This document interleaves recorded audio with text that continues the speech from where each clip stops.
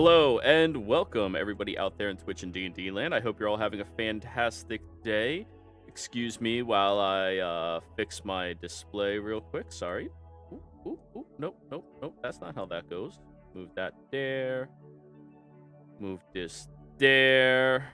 Perfect. Alrighty. So, before we jump into the action, if you like this level of professionalism, don't forget to like, comment, and subscribe. If you're enjoying the stories of Exandria, particularly Mingled Dreams, or any of the other ones that you might have watched so far, keep in mind they're all happening in the same living world. Don't forget to do all of those interactions as well. Maybe check us out live at twitch.tv/ProDMJoey.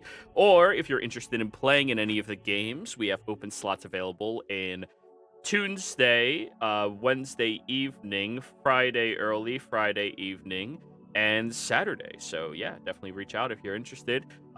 Join our Patreon at one of the lower tiers so that you can get in contact with the server, get a feel for everything, and we will set you all up. So, Makeet, why don't you tell us what happened last session? All right. Last session was our big fight against Druvis and his companions in the, I already forget what its name is. Zarzeth Kittrell. No, not the city, the name of the challenge. Oh, the Battle of Ideals. In common. Yeah. Kind of wanted its Draconic name since Makeet speaks Draconic, but anyways. He did end up talking quite a bit of shit, and turns out he couldn't really hold up to it. I was hyped up and we were all preparing for a hard fight, and it didn't live up to the hype, but then again, things really ever live up to hype. We ended up killing all but 2 of our combatants. I believe there was that one kid that was trying too hard to be edgy, and then his uncle. Well, those 2 are survivors, but thanks to the terms they said, they also had to be exiled. Druvis was... No, he wasn't the first to die, but Makeet made a point of having a speech about stand together or die alone before I impaled his head, after Ravi already impaled him, because I did not want him to be able to get back up again. Rurik pulled off a surprisingly brutal kill of someone that was restrained. On the other hand, it does kind of fit in with his paladin oath. I believe afterwards, we leveled up and that was it. Alrighty. So, you all have triumphantly managed to defeat Druvis and his Goonies, and immediately afterwards, you all exit the arena in a state of beaten and disarray, and you have many individuals cheering you on aggressively, and now there's a section of the crowd that has moved to silence instead. As you kind of begin walking somewhere, you're not really sure, the crowd seems to be moving you all into a particular direction, and people are walking up and slapping you hard on the back and congratulations, and there's even more people just standing off in the distance glaring at you all. There's still a large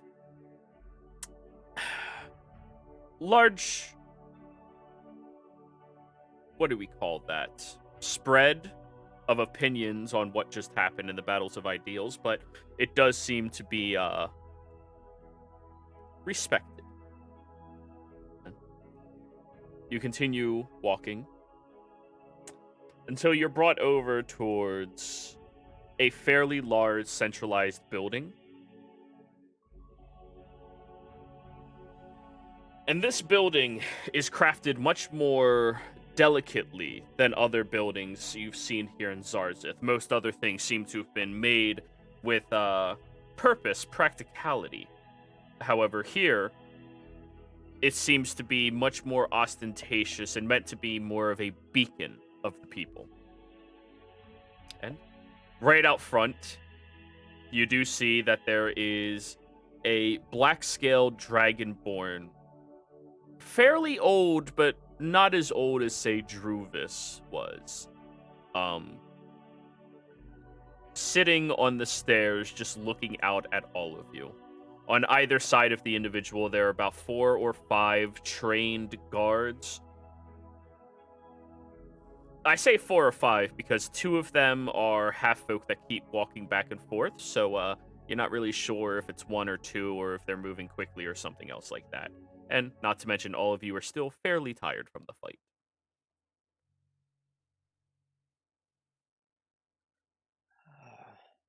This guy's like just kind of in our way, or he's just like He's sitting on... obviously there. Oh, he seems...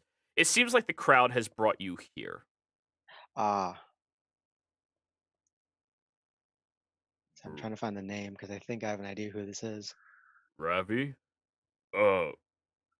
Vermosi?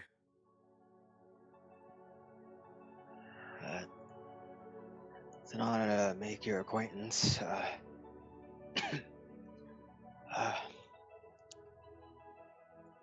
It's an honor as well. He looks at Ravi.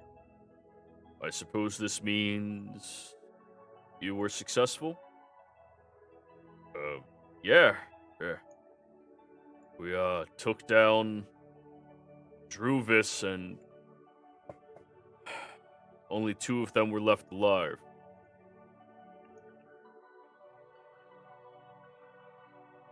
Formosi nods his head.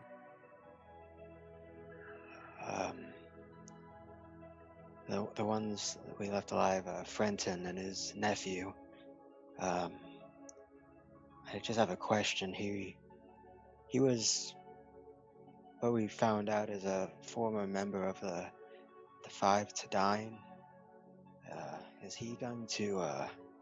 Is he the type to seek vengeance or type to take this too bitterly?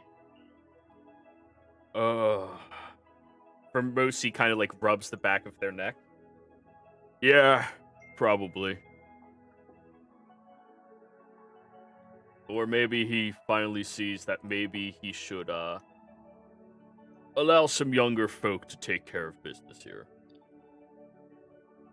Well, I hope this loss and maybe the near loss of his nephew gives him the chance to really think about changes in his ideals and lifestyle. He nods with you in agreement. Well, if this is what we have to look forward to, with you helping us figure out our direction, he looks at Ravi.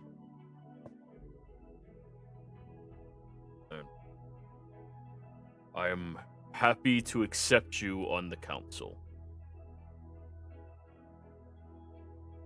And as he says that, the crowd surrounding you all begins erupting in different tempos, some of which are clapping very loudly, excitedly, and others are breathing their weapons of breath into the air and then rotating between them, creating a very large display of a beautiful Scantilian color across every single one of these breaths that spark into the sky at once.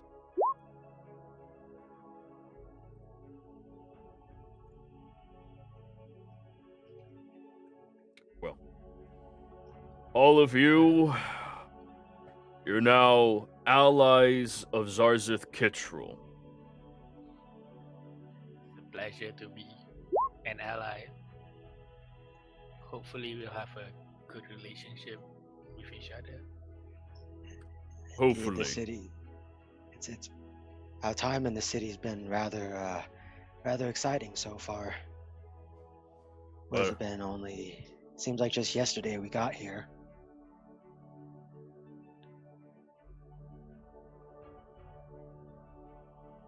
Well, hopefully it slows down for you all a little bit. But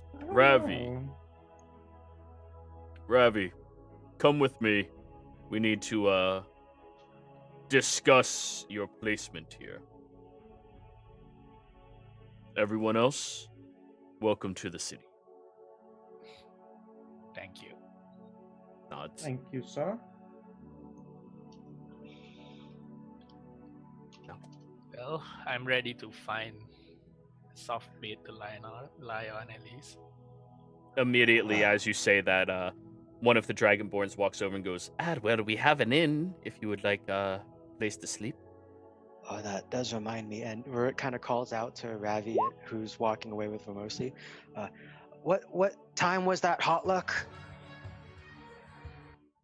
He kind of looks at you a little confused for a second and goes, oh yeah, let's call it in a couple hours. He looks at Vermosi. We could be done in a couple hours. We could take a break for a hot luck. I'll bring something myself. Wonderful. I just keep imagining now someone, like some young guy in the crowd is like, party at Ravi's house. Nah, man, I imagine it like those cartoons where someone mentions hot luck and the whole crowd screams, hot luck! Yep. Oh, yeah, they're really excited for the hot luck. The crowd begins dispersing and people start running around the city in excitement. You do still notice there's a smaller grouping of the people who live here in Zarzit that just go to their homes to sulk themselves, but there's an even larger grouping of individuals that they seem to be very welcoming, excited, and as all of you are walking by, some of the individuals, begin inquiring about you. Hey, do you have everything you need for the hot luck? Do you want some more wine? Do you want some more ale? Hey, I got some whiskey. A few people are, like, carrying in very large cows that were freshly butchered. And they're like, hey, we can cook this, and just keep carrying it with them. Yeah, I'll take one of them on the offer and just buy a barrel or so, a keg, keg, right? It's called Yeah. You guys can sleep in the inn. You can sleep when you pass out from over drinking. I believe Arite has a home. And all of you are welcome at Ravi's, obviously. Oh yeah. Too bad I don't think so. I don't want to impose on them too much, so I'll head for the inn. Alrighty. So you're not going to participate in the hot luck? Oh, of course I'm going to the hot luck. Maybe get some chili for it first. Ooh, you're going to make some chili? Oh shit. Make or buy. Alright, roll me an investigation if you're looking to buy chili.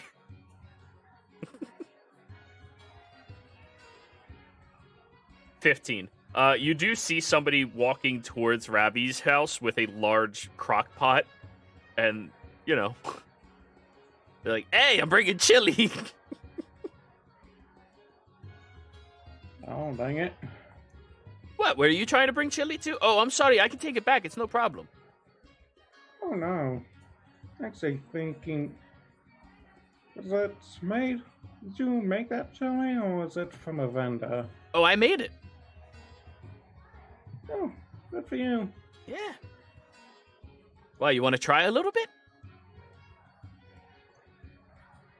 As much as I want to, I think we should save it for the hot knock. Yeah. They go out there. Somebody walks by and goes, I got all the hot dogs, and just keeps bringing a row just wrapped up in circles of hot dogs. It's quite a display, and this is probably the most lively city most of you have ever been to. Everybody seems to know one another fairly well. And although it is not that large, it's still a very big community of individuals that all come out to the hot luck, setting up their own grills, setting up their own little fireplaces in the street, since it is open ventilation inside this mountain. And everyone seems to be hanging out, setting up tents even just to be around and hang out with you. And you already have people serving, carrying tables, and it is a wonderful display of the unity that this community has with one another. Ein, to you, this might be a little overwhelming. This is your first city, yeah. Yeah. It's like she's like a deer in headlights, just bewildered most of the time. Alright, well, if we have a couple hours, I think I'm gonna take myself over to the temple for a bit. Mm-hmm. So, that if you need me, that's where I'll be. Don't be late. Oh, I wouldn't miss it. Yeah, and then Rurik will just make his way over to the Temple of the Crystal Dragon. Alrighty. So, as you get over towards the Temple of Scales, stepping up the stairs and moving inside, you see that there is a small group of people actively inside of here. They're starting to just go through their sermons and, evening respects that they give at this location.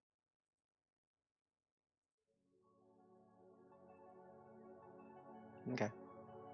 Yeah, Rurik will probably just kind of listen in, and if they start speaking Draconic, he may not understand what they're saying, but I think he can gauge the intent of what it's being said. Very easily. And he just kind of joins in with service and prayers, and he makes some prayers of his own.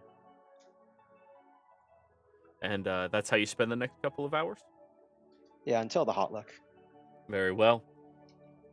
Now, for the hot luck, did any of you want to do any role-playing or anything else like that, or... I'll be just taking it in and just helping random people for it, because she barely knows what the fuck is going on with all this commotion. Hey, people are cooking. Yeah, so she's like if there's people like doing like this gigantic community part of like big stew or whatever, she'll just go in and help. They're cutting up ingredients and shit. Because if not, she'll just end up being confused by the whole atmosphere. You do notice that in many of the pots, stews, everything else that they're cooking, they're using a lot of peppers. Like, a lot. Just like Tuesday used to say. So anyways, you all enjoy the festivities. I think, can I have a short little meeting with Ravi? Sure.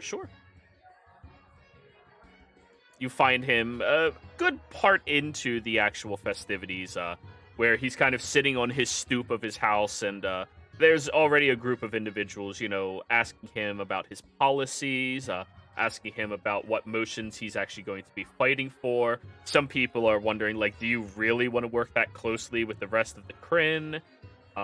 And as you walk up, he goes, "Oh, hey, Makit, hi, welcome, please, sit here."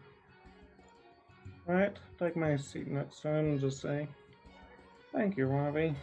Seems you're moving up in the world." I wouldn't say all that, just doing something different.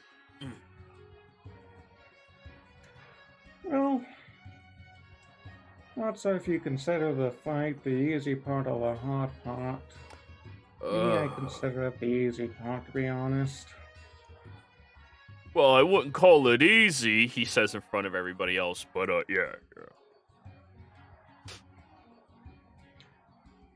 Oh, fair enough. But just want to make sure you understand what's going on, what you're getting into. Yeah. I'm, going to be a council person. and I'm going to have some say and authority in this town now, outside of just asking for advice.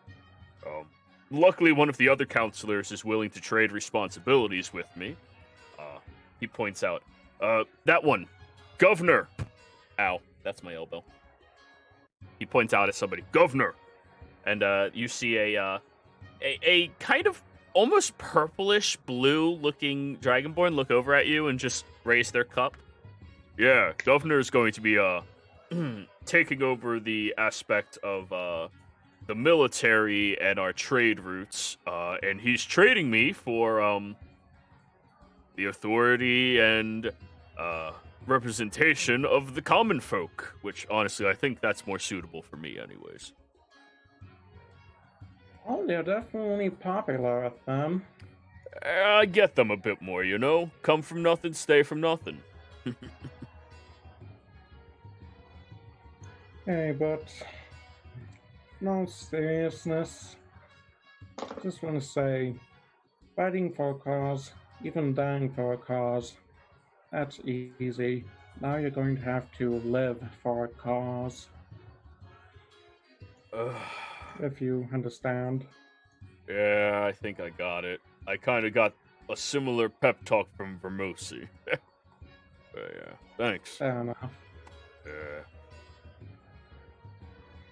Thank you, though. I mean, you guys are going to be coming by here, keeping watch on certain things, right? Right? Well, nothing else. I imagine Rite will want to visit his family.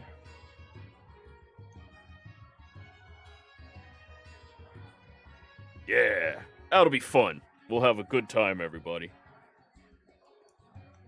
Yep, and well, out of character for a bit more, did I actually manage to get down everything I knew about Graviturgy for Misty? Because if not, I kind of want to finish up. So, if you want to start teaching her the way of Graviturgy, and writing it down just so she has access to it, you would either A, have to transcribe your spell book for her, or B, transcribe a couple of theories and spells and do that. Both of which would take you probably a few days to a week to accomplish. Which is fine, because after this hot luck, we are entering into downtime. Don't worry, everybody. Don't click away already. We are expediting through downtime, and there's actually going to be some role-playing involved as well. Because for once, almost everybody prepared themselves for it. Say what? Yeah. Well, Wizard Spellbook is a bit personal, but I'll definitely be sharing the theories and few examples of what I've been able to do. Sure. Now let's find out if she wants to pursue Kael's understanding of magic or yours.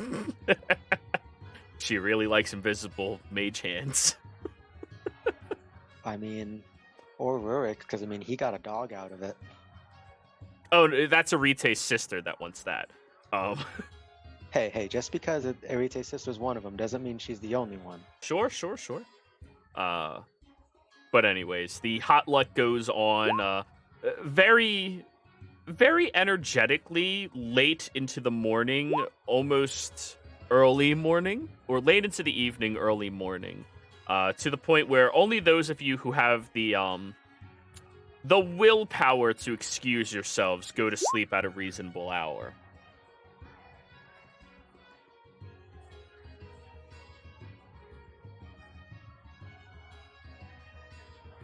But afterwards, all of you get to go to bed in your own separate little chambers or rooms, or if you drink too heavily, passing out on the middle of a table someplace and not really quite sure exactly what's going on, but you fall asleep. Now, while you all sleep, something happens.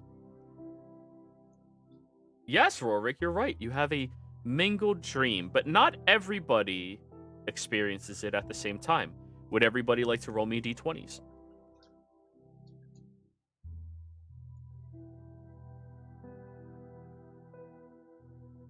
Wow, we suck. Yes, you as well.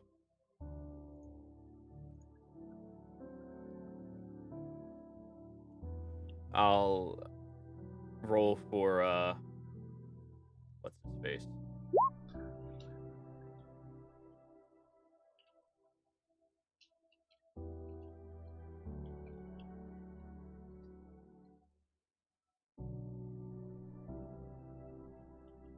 Alrighty. So, as you drift to sleep, everybody, one by one, Kyle, you feel almost a compulsion to actually sleep, not trance. And it's completely up to you to follow suit if you would like.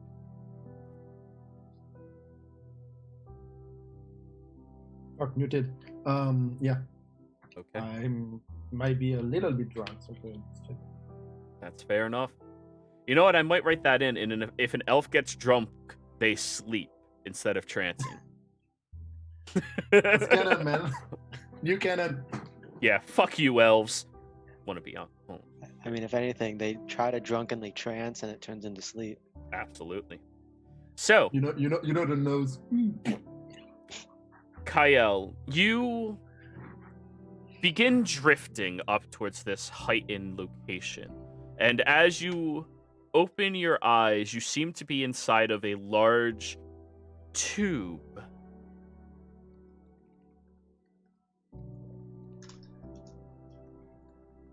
Hey, Kyle, somebody likes your name in chat.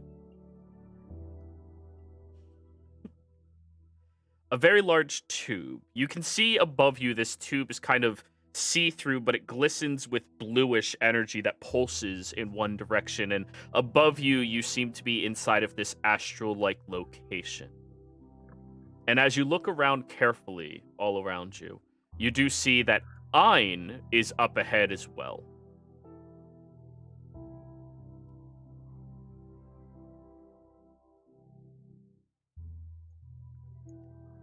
I see him as well.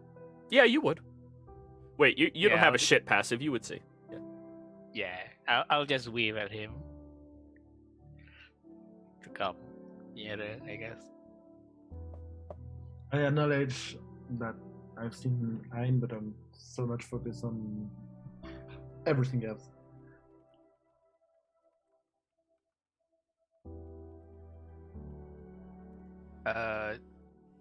Do I still feel the discrepancy from my connection towards my deity, like back then? Yes. Like you're further away. However, because of both of your familiarity in this location, I would like you to give me intelligence saves. Oh no, intellect devourer. I know. Oh, safe. Hey, I'm good at those. 2020. Let's hope so. Don't say it. Al, don't. I'm don't supposed to say be that. good at that. Exactly. That's why you don't say it. That's why you don't say it. 7. Fuck you, Jinx. Kyle, as you Jinxed begin reaching up towards the ceiling, your body floats towards the opposite direction. And as you kind of like, okay, no, we need to float back up and push down, your body starts going down still. And you're like, I don't know what this is frustrating. You were doing perfectly fine last time. You're not sure what the actual mechanic is here that causes you to move.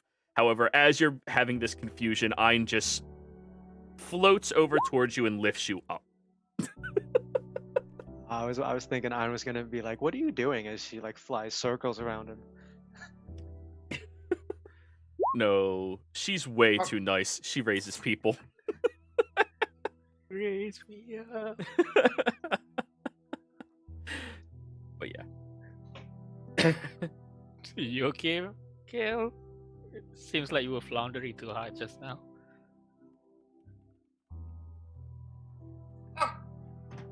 I'm trying to focus as much as I can to just. Calm down. Just I'm fucking trying. yeah, just let your body feel it instead of thinking about it. Just go with the flow. Kyle, don't know that's about you, even but I- worse for you somehow. Just like I cannot stop thinking. I don't know about you, but I don't. I always think. Fuck shit. Fuck, and I'm trying like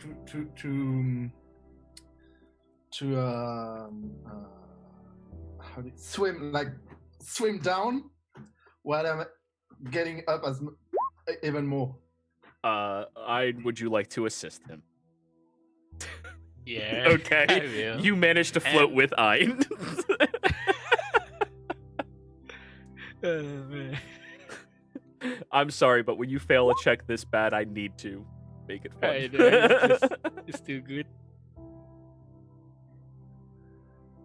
But anyways, you two look around at this very large tube that seems cracked in certain positions. You can both tell with your passive.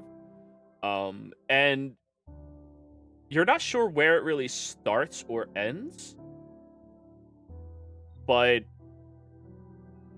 it's definitely a different location than all of you have been previously in your shared dreams. In fact, you don't even see the dish near you at all. The tube is just black, or it does some. It's transparent. You can see the Oh, astral okay. all around you, but you definitely see the tube surrounding you in this location. And I'm still up, or Ayn brought me down. Any direction you're moving, Ein's moving you, so it's fine. Yeah. You just have to tell me where to go. Just Superman it, and you'll move. I was going, because I was up, I was going to just go upside down and try walking on the ceiling, but Okay. You touch the ceiling, and you actually feel a very strong vibration coming from it. Like, it almost resonates through your body at a very consistent frequency as well.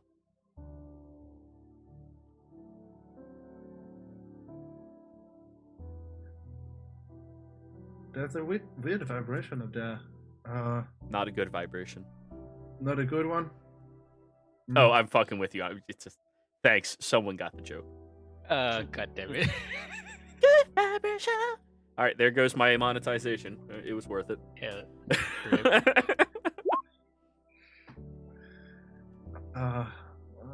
That's weird.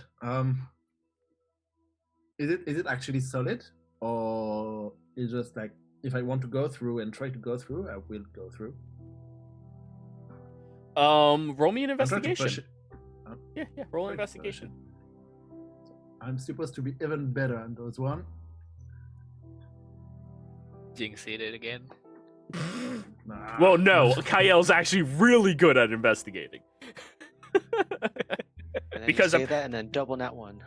I mean, I would laugh my ass off, not gonna lie. I would laugh at you. But anyways, as you begin feeling around it, it's solid but not that strong.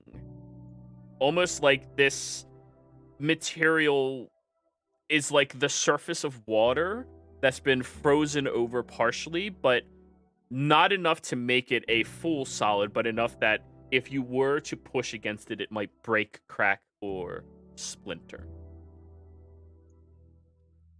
And I can see either side, either end of any end of the tube. Like we're just in the middle, and we have no idea like how far it is. You don't see an end in either direction, though your eyesight is limited to several hundred feet.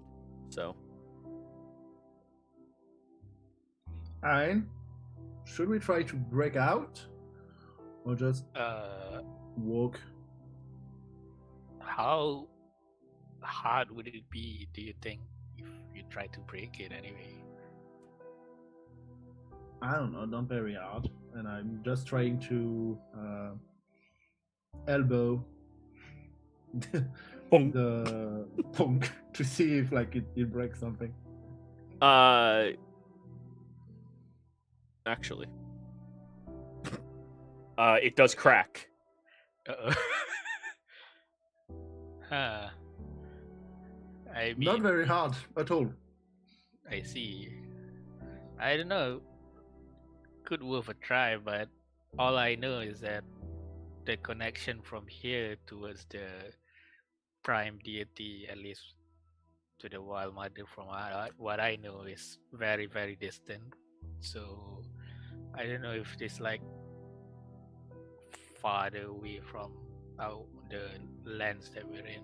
That's why I'm just worried if it's safe or not. Well, the last time I tried to walk far away,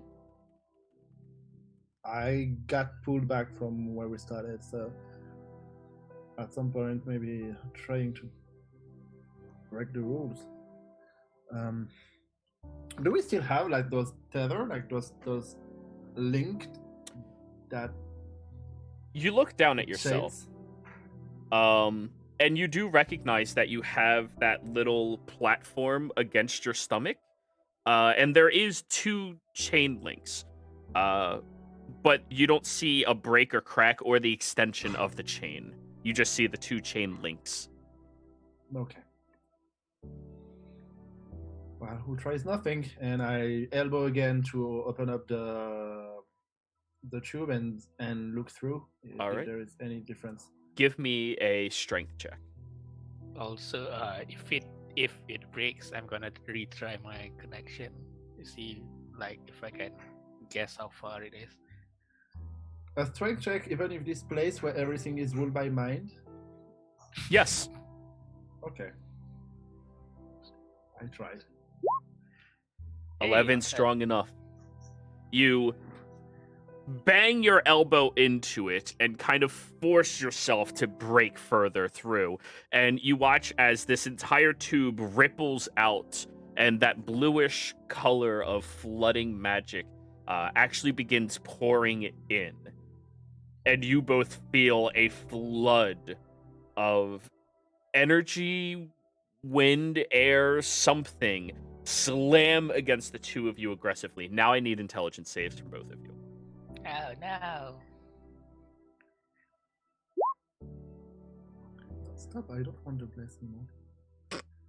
I rolled a 1, then a 2 for those saves. We'll make you roll another 9 times. You'll start getting there. I remember the last time, you know, it was like, oh yeah, he says we're good at this. Ah. But anyways, both of you are whisked away aggressively as you're trying to maintain yourselves. You watch as this tube forces you back towards the left direction, and both of you are stumbling, crashing, and snapping against it at all of these odd and end intervals. And as you are flying back in this location, you do notice that there appears to be a person up ahead of you as you tumble. Now, how far ahead? Again, it's very difficult to judge distance here in the astral, but they are within your eyesight, and they look very small in your eyesight, so it's kind of hard to gauge them, but the individual seems to look at a reflection of themselves and step through it. Does he have an eye on his forehead? You cannot tell gender from this distance. Yeah. You cannot see an eye from this distance. Yeah, maybe something shining on his forehead or something. Just roll me a perception check. Yeah. Perception. That's a 21. It is a female up ahead. And they are small. Like, physically small, not just because of distance. But that's about all you can discern. As they step through the reflection, this entire tube around you shatters in every direction, breaking off, and that reflective surface then shatters as well.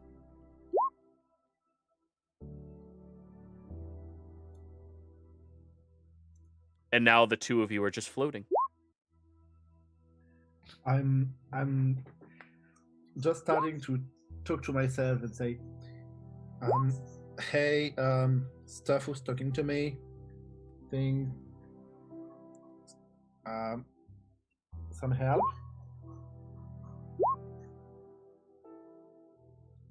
Can is it like fully empty? Yeah. You see shapes and objects off in the distance, but directly near you, it's wide open. I'll try and make my way to a scale. You fly your way over to Kyle, and as you are kind of reaching out to this voice in your mind, you feel a tug at your chest, as now you see that connection has been reestablished.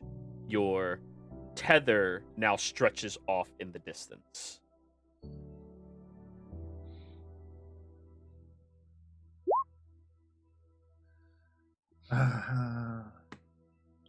Well, if there is one direction to go to, it will be this one. But Ein scoops you up again. yeah, So- that direction, and I'm just sitting on Ein's shoulder. That way. Alrighty. I just imagine like you're like doing Superman pose, but Ein's carrying you, kind of like you were a toddler or something. Absolutely. Absolutely, it's canon. Magic school bus. Wait, Arite, you're back? Yeah, Yep, Rite's finish here. up with the lawyer. Roll me a d20, please. Okay. You did roll it for him. I did roll it for you. You rolled a 15. Never mind. So, in fact, it is going to be you and Rorik now. As the two of you are having this shared dream, you are floating in the sea of astral, but it looks completely different than where the two of you have seen each other before. And you look down, and there appears to be some type of snow globe looking place with fresh cut green grass stretching in front of you. There's this massive circular translucent thing that connects to that globe as well, where you see magic seems to be sparking and flooding against it periodically.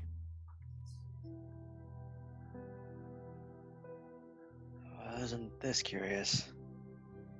This is certainly interesting. Well, since we're here, I think we might as well go see what it's about. Both of you intelligence saves. Yeah. One of these days, you guys are going to roll high enough that you actually remember how to move yourselves. All right, Rorik, you're moving. Just as you kind of like doggy paddle forward, you're spinning and moving. Whereas Arite focuses his direction and simply floats in that direction. I think I'm getting the hang of this. Who knew I was such a good swimmer? No, Rita, you gotta get momentum going to push yourself, as he says as he's spinning.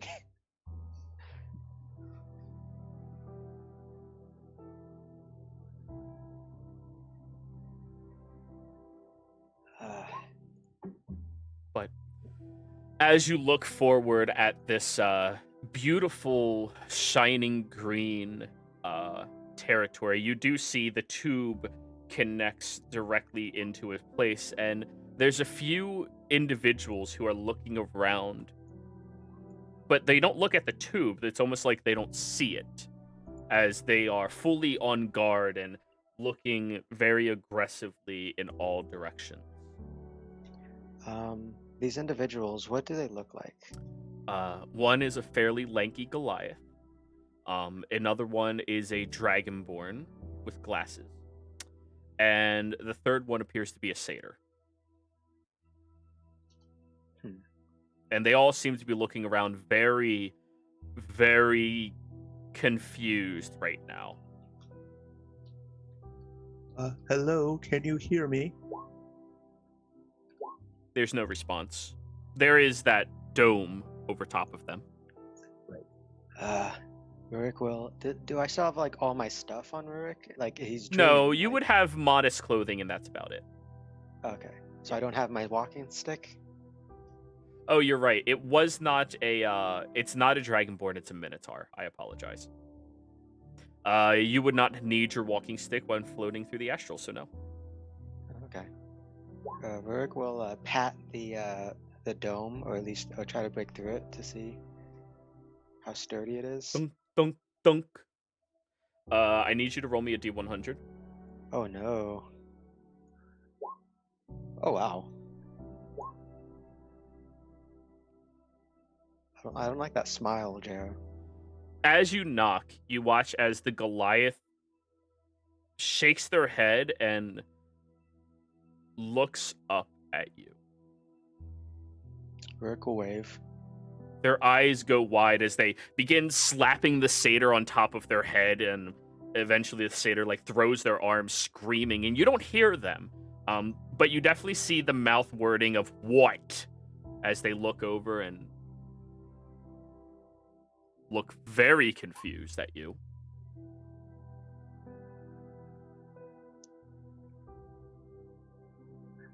Rurik will say hello, although he doesn't think they can hear him, but maybe they can read lips. You say hello, and the Goliath immediately begins making odd movements by your perception, potentially, with their hands, gestures, and body. Both of you roll me an insight check. Ooh, I'm amazing at those. Don't do it. Don't jinx it. Unless you're being sarcastic. He's always Oh, I was sarcastic being about that. Yeah, sarcastic. no, he's no. 16, Rorik. There's a form of communication that's actually utilized in the Empire with individuals who are hard of hearing or cannot hear properly, where you try to communicate with one another through hand signals and gestures. It's called sign language. And the Goliath seems to be trying this as a form of communication. They are asking, "Who are you?" Rurik will. I mean, I would think Rurik might know, like, you know how, like, maybe a couple phrases because he's old and maybe sometimes hard of hearing. I would give you the ability to know very simple phrases like "Do you need help?" and stuff like that. He says, in sign language, my name is Rurik. My name is Rorik. And the individual begins signing again. I need another insight check from you. Oh God.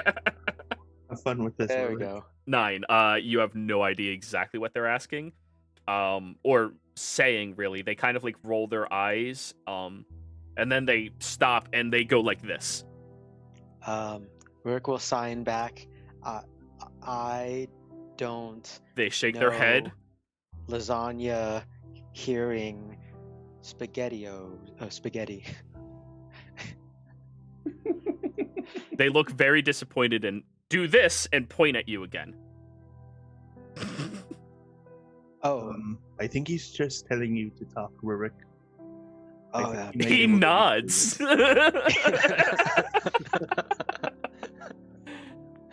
I am Oh. a righty.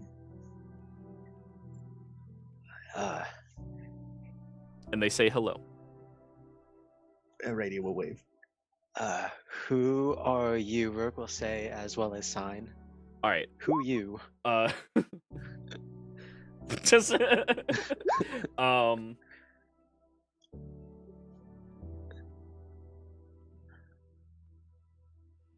they spell out with the letters, and I'll allow you to kind of piece it together. Clevis. And then they start making more gestures. Roll an insight check again.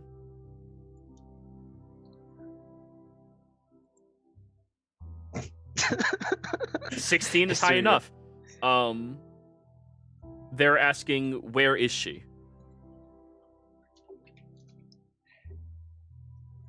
Where who is? She gestures again. They gesture again. My friend. Rady will shrug. Describe portraits. Alright. Doodle. They reach into their bag and pull out what you can easily recognize as a fairly small beginner's spellbook of sorts.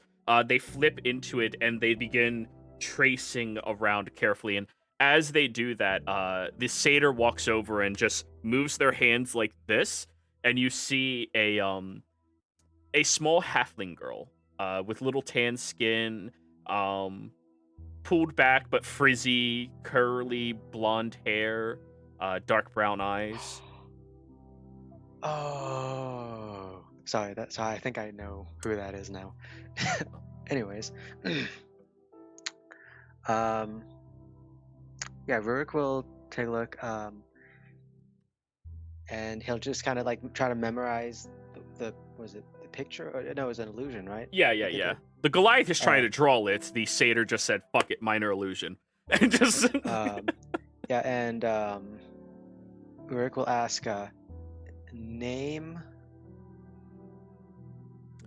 As you ask that, they begin looking and writing again. However, you notice that this entire tube begins cracking very quickly all the way towards you. And as it's doing that, the satyr looks at you two, looks at a reflection of themselves, and jumps into it immediately. As they dive through that area, the entire tube shatters and sends you, Arite, and the satyr now shooting into various directions. I need both of you to give me intelligence saves. Ooh, that's Arite, funny. you're actually able to withstand the force of this shattering in your current position. However, Rorik, he's somewhere now. The satyr, as well, is just whisked away in a completely different direction. So I just imagine like we come up to McKeith or whoever else's turn next, and it's like, I wonder where the others are, and then just Rurik flies by. Rurik's spinning away. Rurik has been it. But anyways, as that happens, you both begin to feel a tug at your chains that starts dragging you into a direction. Now, after that, we have the last two individuals.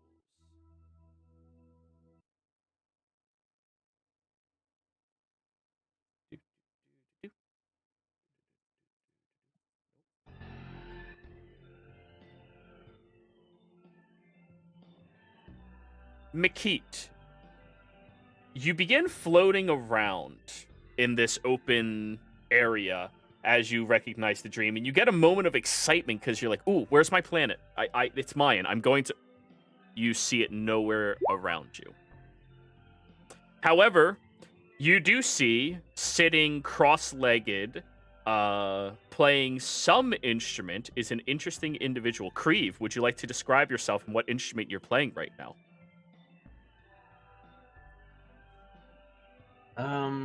Yeah, you're seeing what looks to be could be a tiefling maybe. He's got horns and long black hair that falls over his shoulders in sort of an unkempt fashion. He's wearing black clothes and he's playing a viol. And he's got very intense, almost glowing yellow eyes that seem to have a sort of a hint of either sarcasm, disdain, or pure disinterest. It's kind of hard to tell at first. And as you're kind of floating through Creve, just vibing at this point, you do see a tiefling, McKeith. I'm guessing I'm describing myself for Creve. If you would like to. Yep. Keith. Bit tall for a tiefling. At least I think 6'1" is tall for a tiefling. unusual light blue skin, ram's horns, one broken near the tip, gray eyes. He seems surprisingly young, and wearing blue wizard robes. He seems a bit Oh, like. Red blue be unusual for Exandria? Well, tieflings in general are not terribly common through most of Exandria. However, the typical tiefling that you see is whatever fucking color they want to be. The most Fair enough. odd colored tiefling is like green, like light green. Okay, fair enough. Yep, Kate, black hair, ram horns, blue wizard robes. He seems tiny bit disappointed from whatever he was looking for earlier, but then he sees you and a little bit of recognition, because I believe I at least played a casting glance to all the others in the first stream before going off to do my own thing. Oh, absolutely. Makit, you at least would recognize Kreve as somebody you've seen before. Kreve, if you would have paid attention when that happened last time, that's completely up to you. Probably not very much. But well, maybe I'll just roll a intelligence check to see if I remember it. Sure. Or history. So- It'll be history, All right. Well, that's the same thing. probably. Oh, 18. Yeah. I mean, he was one of 3 of the horny folk that you saw when you did this last time. There was the Minotaur, there was him, and there was one other. And how far away are they sort of drifting right now? From You're actually drifting right past them. Oh, okay. So, like, So I'm within just- 100 feet of one another. Right. I'm just sort of giving a kind of hesitant wave and just, what the hell is happening? I'll just. Your first time back here? I can hear him all right. Oh, yeah, Right. easily. It's almost like he's right next to you. Not the first time. Do you shout that or do you say it normal? I speak normally. Makit, you hear it like it's right next to you. Mm-hmm. Yeah. What is going on here? It is very interesting. Naturally so. I have been drawn back here a few times. Kind of disappointed I don't see my planet. But, oh well, can't always get what you want. Seeing your planet?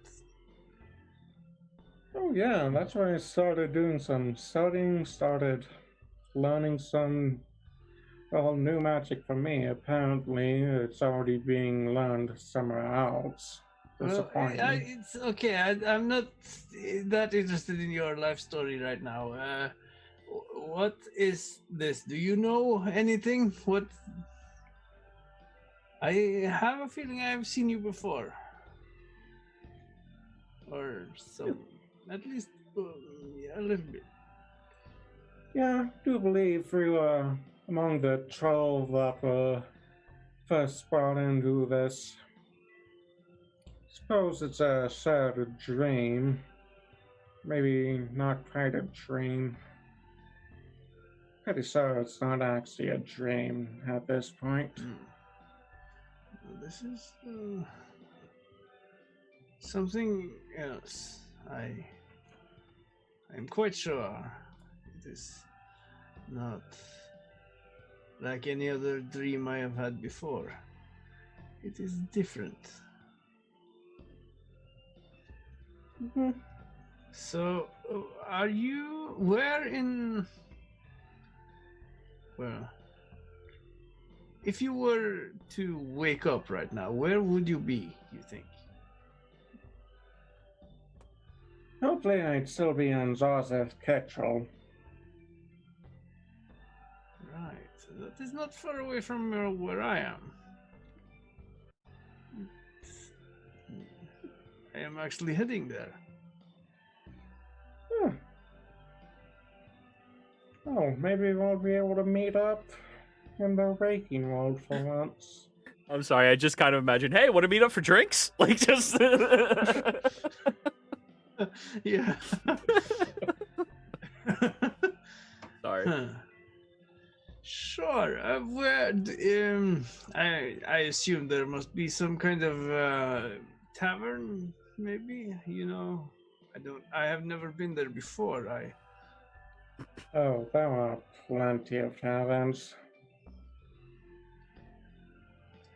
Right. So let's meet at the tavern with the most women. Yes. McKee just looks somewhat disappointed all of a sudden. Oh, great, you're one of them. One of what? Of your kind, Womanizers. you mean? The type of person that prefers to think with their lower head. Well,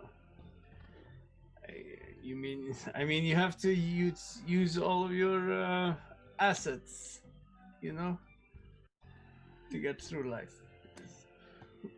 Around Very this time, you do see a shooting star past the two of you, and the star is kind of yelling, oh no, oh shit. McKee, you recognize Rorik. Oh, great. Absolutely beautiful. So is that what the stars say when they fall through the sky? Huh. Interesting. I can't stop spinning. I do believe my party's old man has gotten into trouble.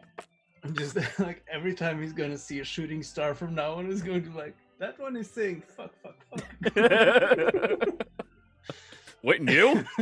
Yeah. Ah, shit. But yeah, it's around this point as well that the two of you, as you've been relaxing, realize you've been standing on a translucent platform that shatters very quickly. Luckily, though, it doesn't affect you even in the slightest. Somehow I get the feeling the old man has something to do with this. With old man. Rorik, do believe he Oh. was that shooting star. I don't know who that is, but I think maybe I've seen him before as well. I'm not sure. Oh yeah, he was in the quote-unquote dream, along with the rest of my party. Well, I will look for you in Sarsit Kitril. My name is Kriv.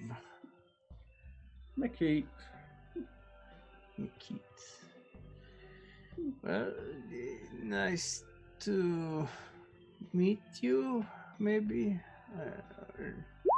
I hope to see you there, so maybe we can figure out some answers to this. alright. Have you also spoken with this little goblin thing?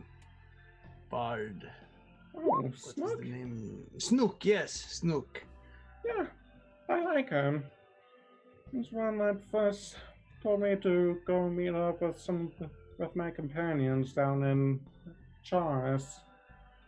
I see. Well, he is also the one who told me to go to Sarsit Kitril for the same, well, to meet others who had the dream, he said. So, How did we know we were in Joseph Ketchel? I Oh, do not never. know. Never mind. Sorry to cut things short, but I should probably go make so Rorik doesn't get in too much trouble. Why can't I stop? So yes, as you begin floating after Rorik, and both of you say your goodbyes, you have that awkward situation where you're both heading in the same direction as you're both leaving. It's like you run into a buddy and all right, see you around, and you both keep walking the same side of the street, Yeah. the same general location. Just And that continues for an uncomfortable moment for Makita, I assume. And afterwards, one by one, you all get brought back into that same large dish that most of you recognize from the last time you were in here, except Creve. You didn't actually interact with this dish last time you were here. But you notice there's a chain connected to you that's dragging you towards it, which is kind of concerning because that is a chain connected to your fucking chest. I try to like chop it off with my hand. Ching, ching. It's solid. Just pull it. What the hell is this? Oh yeah, I won't do that. My theory about what this all is correct. You break that, you're never waking up. Break the chain. Break the chain. No. That is noted. I will not break the chain. Yet. But anyways, one by one, you head back into your own bodies, falling once again and waking up.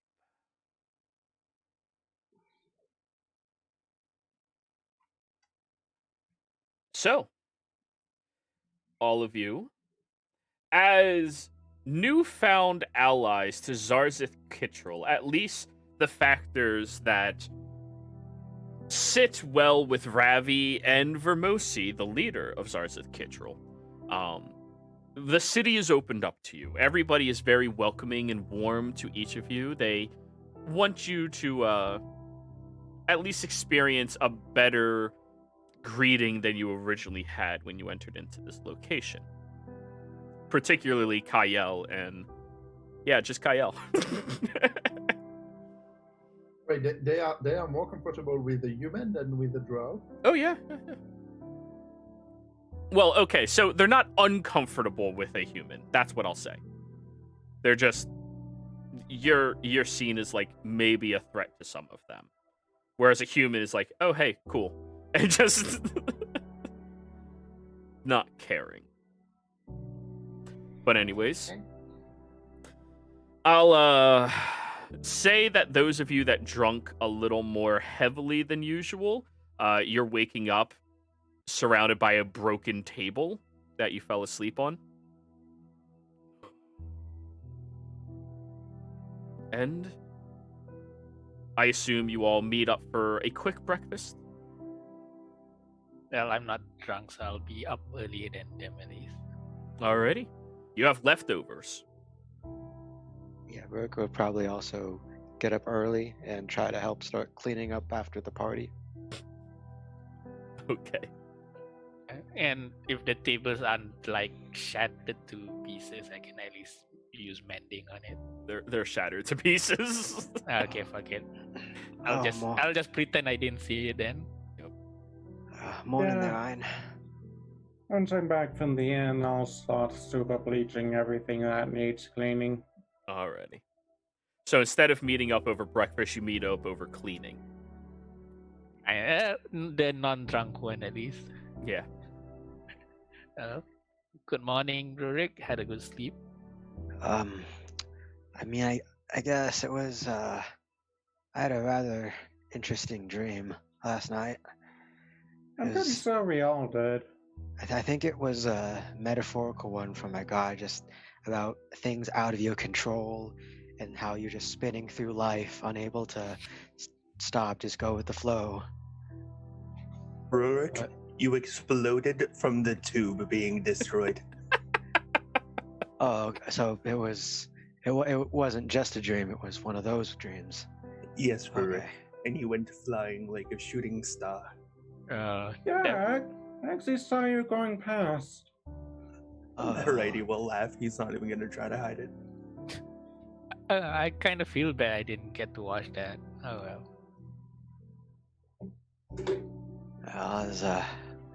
It was an interesting experience. Me and Aridy, we saw three people. There was a man with horns and goat legs, but wasn't a tiefling, I don't think so. I believe it is called a satyr. Satire. It is called satire. That's the type of play. Do you mean a parody or? No, it is a satire. Right, Ian, you're familiar with satyrs. It's a satyr. I was gonna add that. Yeah. Is it similar to a comedy? No, it's a race of people that looks exactly what you described, with gold legs, horns, and whatnot. At that point, you look over at McKeet. Kind of, but not right. Well, on the subject, I do believe we'll be having a new companion from the Mingled Dream coming this way. That is a catchy name for it. So if we have regular dreams, then we have these mingled dreams. Well, if you want to get accurate, I'm pretty sure it's more astral projection than dreams, but we'll go with that. Well, you can write a play about it at least. The more you say mingle dream, the more the YouTube algorithm likes it, so keep going. Wait, I thought well, isn't there a thing where if you astral project more than 4 hours, you should see a physician? No, that's probably one of those pills.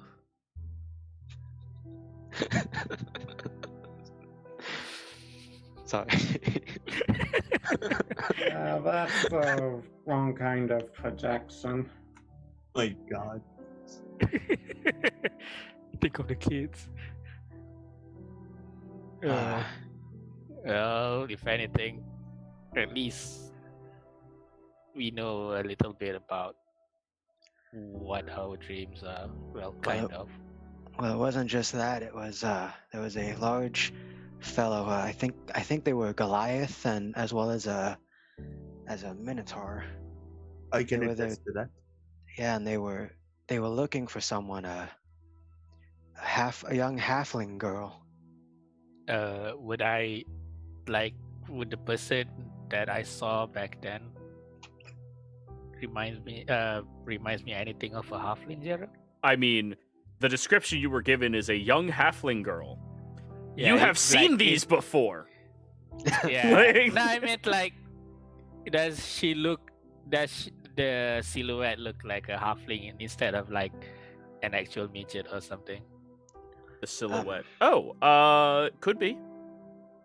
Well, I could have saw the person that you were talking about, but well, before anything happened, we were just swept away by like this large stream of magic, and she just disappeared after that.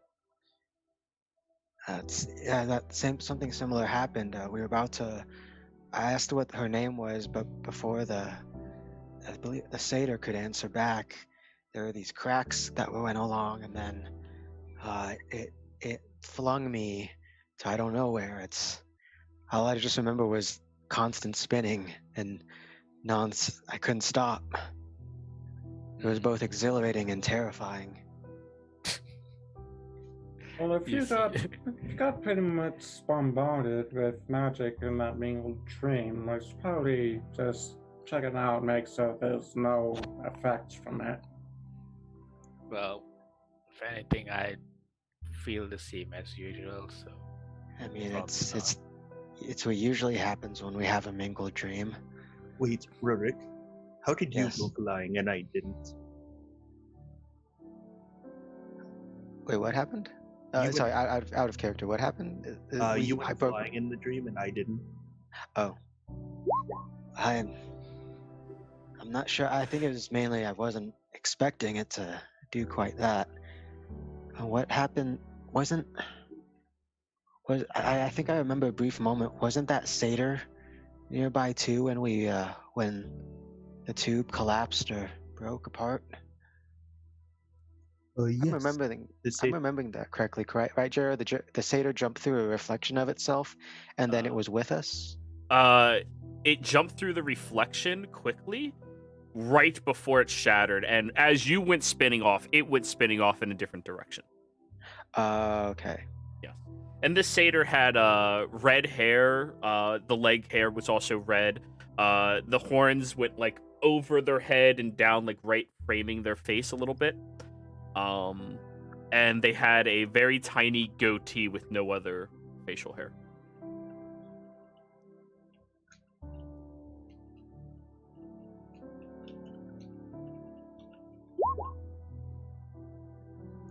Thank you, Ein. I appreciate that. You figured it out. It had a goatee. Yeah. Oh Huh. my god. Huh. 2d6 psychic damage, everyone. No. It just means we're gonna have to up our pun game. Hell yeah. 2d8 psychic damage for every pun.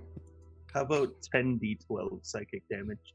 TPK. Nah. TPK. Wait, does that mean if I play a bard, who's just a comedian who makes bad puns, I could kill everyone with bad puns? Bards is the most dangerous class in the whole game.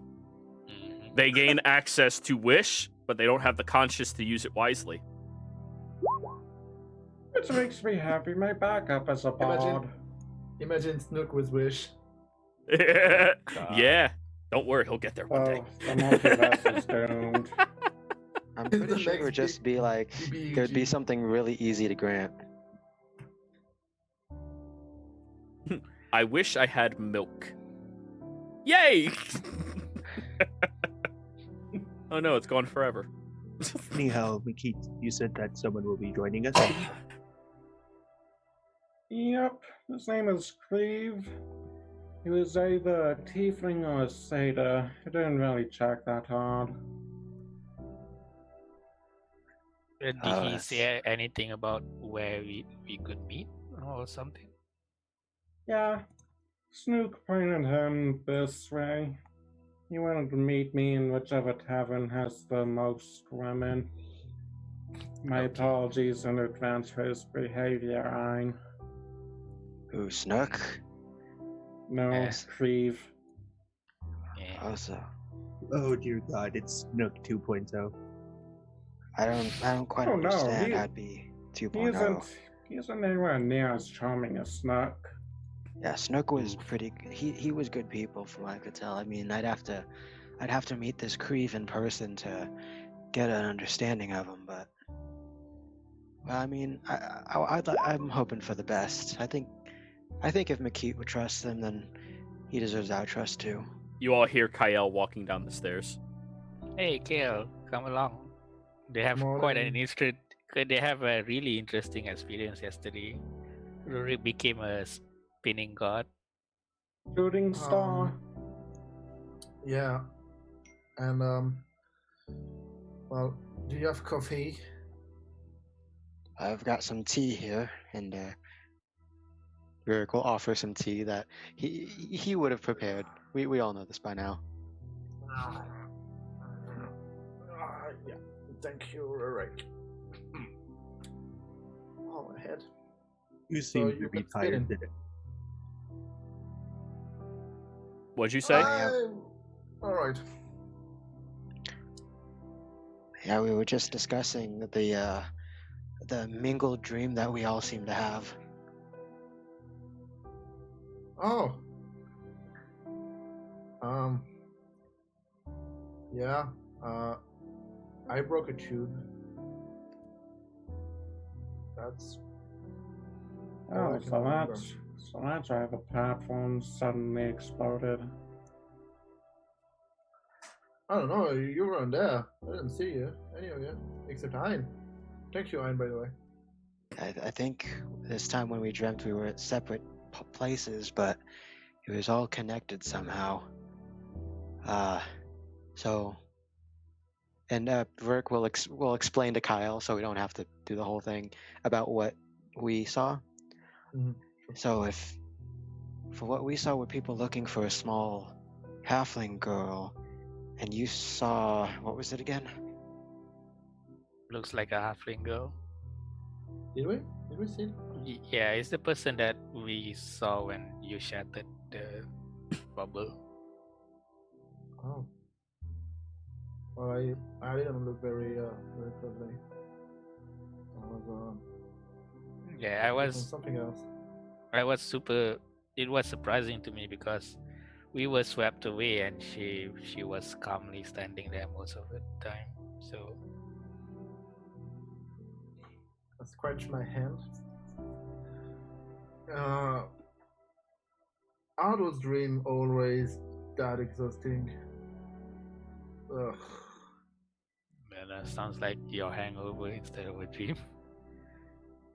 Oh, is it? Probably. I hate this Dragon Ball like alcohol shit. Like it makes your breath fire from in the inside. Like it's not natural. Like it's not the nah. Every drink is Oh. Fireball. I mean, it's It was Fire- pretty good, if you ask me. Oh, it is amazing. yes, it You was. just love it. Yeah, it's it takes a certain kind of person, you know. Back in when I was younger, we'd call the people with your constitution for it, little pixie dusts. I like that one, Rick. Maybe I'll have to start using that. No. Do what? Yeah, probably not a good thing. I defend the actual pixies.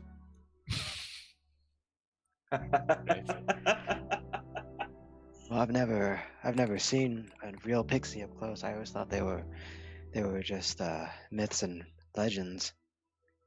Well, considering we killed a basilisk and are experiencing these dreams, I would not call anything myth or just legend after all this. That's true. Not to mention the quick things we found on that island in the eyes of the lake. Very true. It's probably the closest thing that I've seen to a pixie. I mean, that aside, that's a myth. A guy already carrying a myth around and using it often points at Mickey.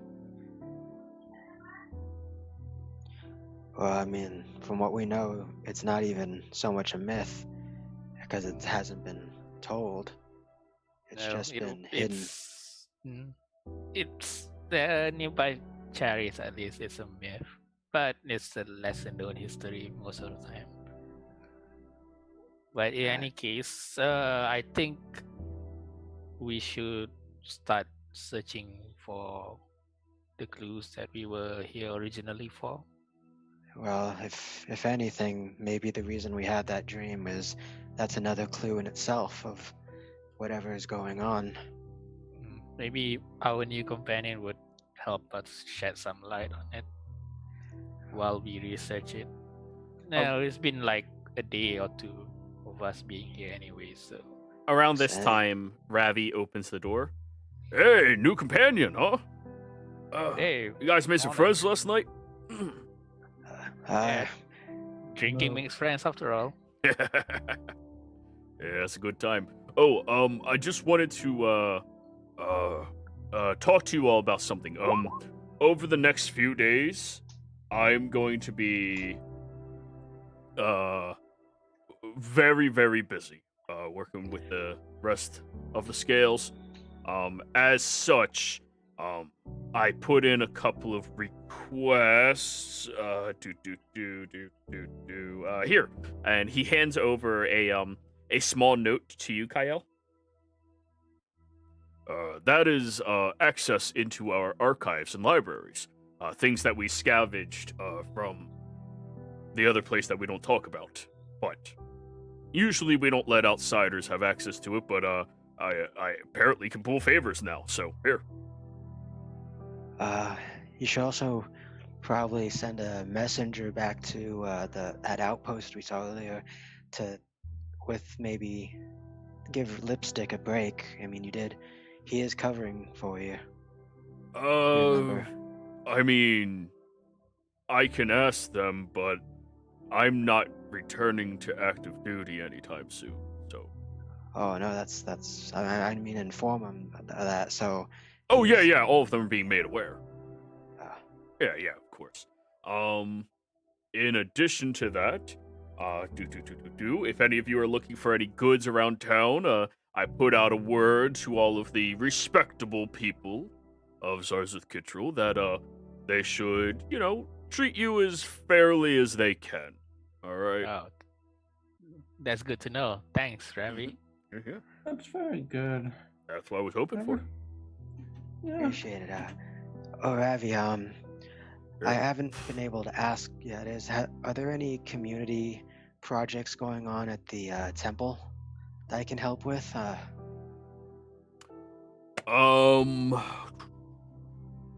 I mean, not any major activities. I mean, they always have the need for people to help them out, especially if you can go to a front line or something like that, and or like one of the outposts and help out some of the soldiers. I mean, sometimes they just fall into random traps and get hurt pretty bad. So, yeah.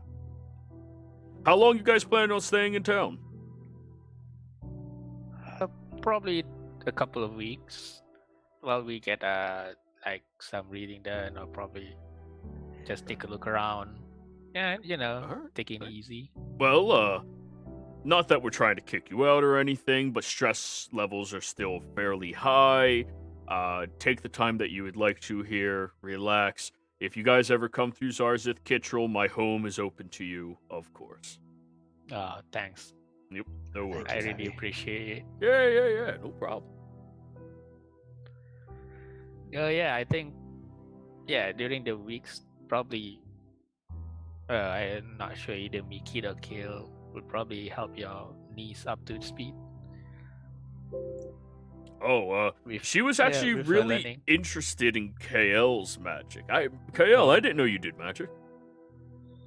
I do some tiny tricks, but I'm more.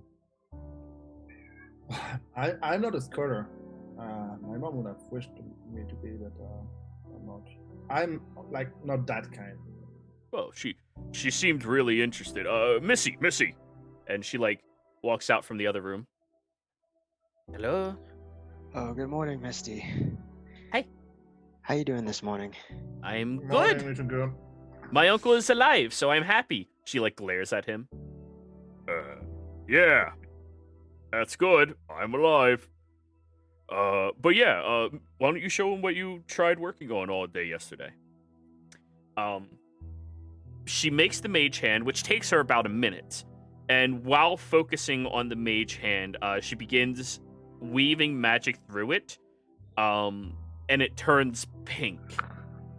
And being able to apply a color to the mage hand is the first step in turning it transparent. You need to supply it with all the colors so everything floods through it. Well, that's a nice first step. If you made it pink, it means that you block some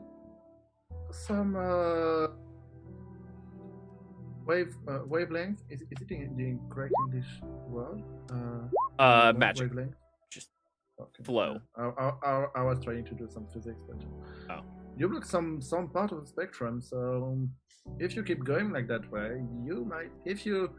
So if there is only pink left, that means that you took out a bunch of the blue. So now try taking out the red, and it should get invisible soon.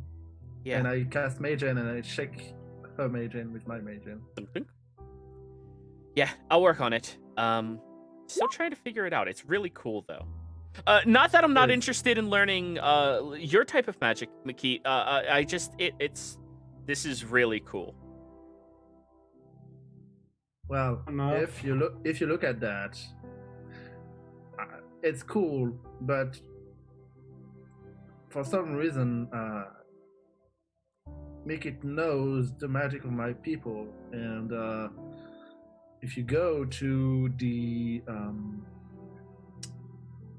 conservatory, there is chances that you might have to learn some tiny bits of dunamancy, either to control weight, gravity, or time. Time. Yeah. And that reminds me, Misty, with this new promotion, he like kneels down. I'm being given a very large raise, which means I should be able to afford to send you to the academy in Persona. Have you checked your pillow, Misty, this morning? No, I didn't make my. I need to make my bed, and she runs into her room. You know, I don't know what it was, but her parents never told her to make her bed in the morning. I think it's the perfect way to start your day. It certainly is. And you know what? It's that thing that helps wake you up, gives you something to have to do while you're thinking about the coming day. It's just an easy goal. First thing you do, set a goal, accomplish it. That's a way to start a day. Exactly. Of course, the two war veterans agree on this. But anyway, she runs back out holding up the letter and looking super excited that you wrote that, Kyle, and just immediately runs over to you and like hugs you. Thank you. Not too fast. My head. Ouch. That you're welcome. There's no promises, but at least you might have some people able to help you. There in Persona. Yeah. Well, you know you're gonna have to audition for the school, right? You should read the letter. Yeah. Ravi. He takes the letter and adjusts glasses and. He I wore know some of glasses. these words. Yep. Well, let me. Oh, hey. May I take a look? And Rourke just kind of reads over his shoulder. Yeah. Kyle, what does it say again?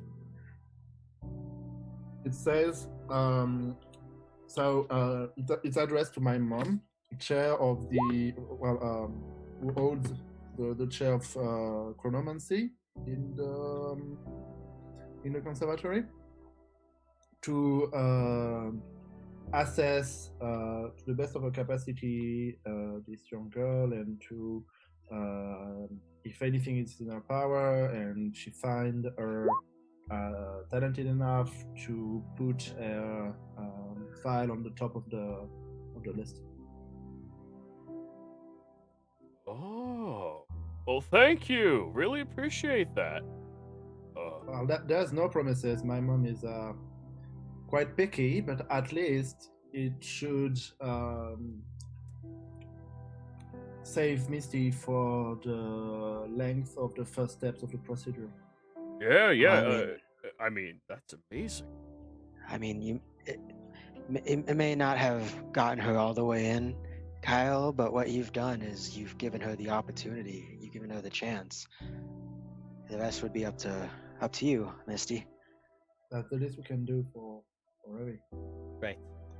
I'm going to, I need to start practicing my magic. And she, like, runs into her room and slams the door shut. Think about time. She loves time. My mom, she's obsessed with time. Okay. Take that out of context, why don't you? I mean, I was already thinking of ways Rourke might, and I was trying to think of a witty response. But anyways, now you all have That's my open... mom. all of you have open access to the city, and you're willing and able to take a little bit of downtime and preparation. Kyle knows that it's probably going to take him a couple, if not a few weeks, to go through the ruins of their old texts and find what he is looking for. However, since you all have a few weeks to wait on him and a new friend and ally to discover, I think this is a good place for us to take our break. Everybody, we will be right back.